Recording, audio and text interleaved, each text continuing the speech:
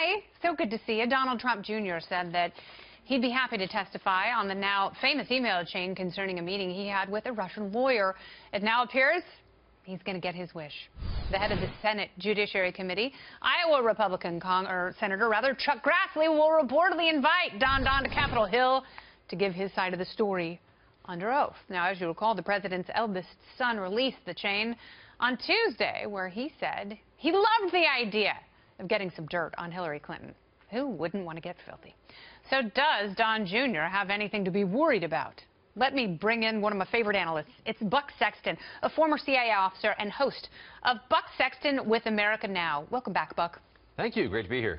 So what do you find most problematic for Don Jr. here? I think the worst thing that's gone on for him is the untruths, if we want to be charitable, the things that he said initially about this whole meeting, because there's no way of getting around that. Now, that's not criminal. He wasn't under oath, so I don't see any legal jeopardy attached to any of it. Oh, and also this now has just thrown a giant tub of gasoline on top of the whole Russia collusion fire, which is not going to go away anytime soon now because of this.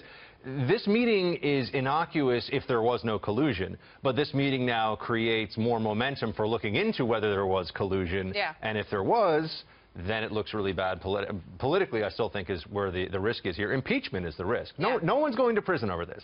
Despite what everyone wants to say, no one is going to go to prison over this unless they get caught in a perjury trap or something like that. But meeting with the Russian, saying, tell me what you want to tell me, there's no statute that anyone can point to. No, I understand that, and I understand the Clinton campaign did that.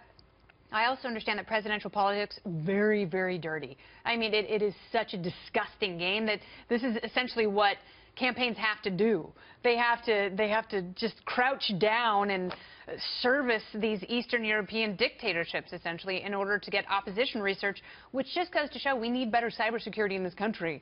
That if they're hacking all of these systems, and if they're the ones who have the information, that we need to do a better job of protecting it. I do think there's also the context of how truly gross and underhanded this particular election cycle was.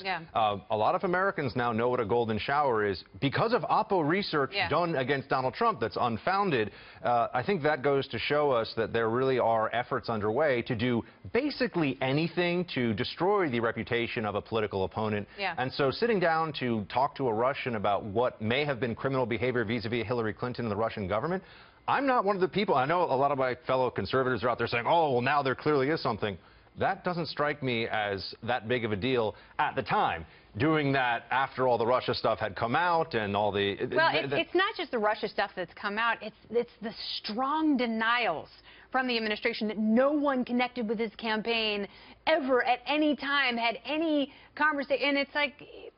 I don't know why they do that, because they should just leave more wiggle room. It creates more problems. It creates much more many more problems for them than it solves, and also there's no real way for anybody who wants to stand up for the administration to do so without putting themselves in a position where the president or the administration will contradict that stalwart defender in public a day later. So once again, it's tough to know what's really going on here, because there are people on the left and there are Democrats who are just running wild with this thing. Who have a rabid agenda that may not be grounded in truth. It's not treason. That's crazy. They need to just read the statute. It's not impeachable. But also Republicans who are saying this is totally normal. There's no problem here. I don't accept that explanation either. Look, I don't accept it either. And I know there's going to be a lot of Twitter hate because of that. But it's just true. It just doesn't.